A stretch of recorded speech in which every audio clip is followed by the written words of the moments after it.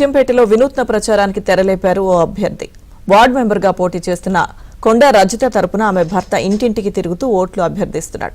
ఈ క్రమంలో రజిత భర్త ఓ ఓటరుకు స్నానం చేయించడం ఆసక్తికరంగా మారింది.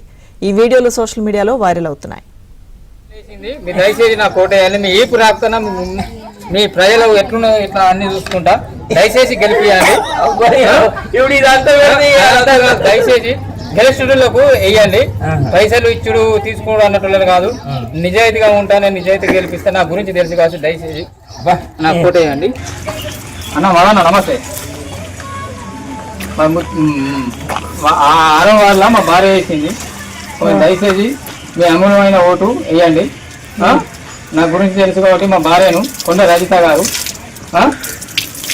అన్న దయచేసి మీ ఆఫీసులు ఉండాలి కొంచెం. ఇగో అన్న నా గురించి అయితే తెలుసు మీకు,